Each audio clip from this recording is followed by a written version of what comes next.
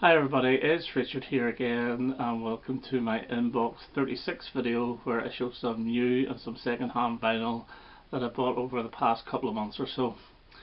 Some of these could have been put into my Inbox 35 but I didn't want to make the video too long, so let's get started. Before I actually show the first one, I will say that there is going to be a sealed to reveal in this, and the very last record I show is a grail. First one up is Bill Wyman, Monkey Grip from 1974 on Rolling Stones Records. I bought this more or less for the Stones collection. It was very cheap and I knew it wasn't going to be very good, and I was quite right. It's not very good. In fact, it's very bland. I played it once and I very much doubt if I'll play it again. The next one is also on Rolling Stones Records, and this is Peter Tosh, and this is Bush Doctor. Now this I think is really good. I bought it for the Don't Look Back single with Mick Jagger on vocals, which I absolutely love, but the whole album is really excellent reggae. I thought it's actually very catchy, it's very accessible, and I thoroughly enjoyed this. I've played this a few times and this will get spun quite often. So Bush Doctor by Peter Tosh, and I think this was 1978. Okay, this more or less confirms I'm not into jazz, because this was cheap as well. It was bought in the record shop up in Ballymena, Johnny's record shop, and it's Miles Davis, Porgy and Bess, and I've heard that this is probably one of the catchiest and most accessible jazz albums you'll ever hear. It's alright, but it just does nothing for me at all. I now have two Miles Davis albums and they're both alright. I'm not a jazz fan. I have to admit I am not a jazz fan, and I will not be going any further with that genre. This one I bought because of the 4x3 album with the Bangles at Christmas, and a band called The 3 O'Clock was doing covers. I think they did one of the Bangles songs, and I saw this going really cheap, so I thought, yeah, it's jingly jangly pop, and it is actually very good. This is called Arrive Without Travelling. I actually looked up Wikipedia these guys, and then I had to check while I was playing the record whether it was the right record or not, because the lead singer sounded like a girl. I honestly thought it was a female singer, but obviously not. But yeah, it's not bad. It's nothing over the top brilliant, but it'll get played again. It's not a bad album, so it's my first 3 O'Clock album. And this one here was added in just so the postage would remain the same, and this is the Waterboys mini LP. It's a mini LP of their debut. I have a feeling this came out first and then it was expanded to be their debut, and it's the one with a girl called Johnny on it. I Will Not Follow, December. There's only 5 songs. I played it. Yeah, I do like it. I have one Waterboys album, and that's the best of the Waterboys. I wouldn't mind getting the one with Hole of the Moon on it just to see what it's like, but yeah, I enjoyed it, and it was only about £3. So the Waterboys, the Waterboys. This one here was part of the bundle as well, and this was the start of the bundle, and this is Ridland Fur. Now this was bought after Christmas, and I like this because of the song Rush Hour, which I absolutely love, and I have it in no format whatsoever. And because I was getting highly into the Go-Go's, this got bought, and then I added a couple of more albums. But this is okay. It's very 80s sounding. The first song, Inside a Dream, is quite good, and Rush Hour is quite good, but the rest of it is very samey. But for a couple of quid, it's worth it for Rush Hour, which I think is a magnificent song. So Ridland and Fur. Okay, this is going to be the seal and reveal. This is the Station to Station album, which has just been released by David Bowie. It released last Friday, and it's in coloured vinyl, and it's on either red vinyl or it's on white vinyl. The thing about these releases is they don't tell you which colour it is. Now, if I'm being honest, I want white. I want white, but I know this is going to be red. Johnny has sold 2 already and they're both red, so this is going to be red. So you'll see disappointment in my face, or you'll see elation in my face. So let's get this open. I'm telling you, it's red. There's no point in doing this. I know it's red. So, see if I can open this without tearing the cover. So here we go.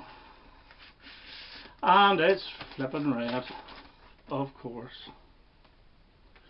But still, it's the reason I wanted white vinyl was because I've got Diamond Dogs on red, and I would have liked to have seen white. I don't know if it's 50-50, 50% of them are red and 50% white. I hope now that it's something like 90% red and 10% white, but anyway, red vinyl. Oh, next one up, and I had to buy this. And I bought Say You Will on vinyl by Fleetwood Mac, and this I think is a really good album. This works really well as a double LP rather than a CD. As a CD is too much in one take, so you know, you can play an album here and then you can go back to it. Okay, you can do the same with a CD and start off at track 8 or whatever. But I think Lindsey Buckingham's songs in this are really good, and I do think Stevie Nicks' are really good. I love actually the title track, it's one of the best songs on the album. So Say You Will. Now I don't know why this is not Buckingham Nicks 2. I think this should be called Buckingham Nicks 2, because if they called the Buckingham McVie album, if they didn't call it Fleetwood Mac, why are they calling this Fleetwood Mac? Because it's exactly the same. Just substitute Stevie Nicks for Christine McVie. So to me, really, this is Buckingham Nicks 2, even though you do have John McVie and Mick Fleetwood on it. But excellent album. And it was Rob Walker that let me know that this was now released in vinyl, and I bought it, and it's XTC's Nonsuch. So that there means I have a full set of XTC albums on vinyl. I've played this, and again I think this sounds better on vinyl for the same reasons as the Fleetwood Mac one. I've always loved the song The Ballad of Peter Pumpkinhead. The Disappointed is very good. There was another single off this, I think, or maybe not. Well, those two were definitely singles. But yeah, it's a good album. It's not my favourite, but I still do prefer this to Oranges and Lemons. So XTC Nonsuch. This one here, I couldn't resist it. It's one of those gold albums. I could have bought the 3 CD. But this one condenses all the singles, the hit singles, into one LP, and it's just hit singles. And I've played this so many times. I absolutely love it. Don't laugh, but it is the New Seekers, and I think this is great. The first song is a Melanie song, Look What They've Done to My Song Ma, and you get I'd Like to Teach the World to Sing, Beg, Steal or Borrow, Come Softly to Me.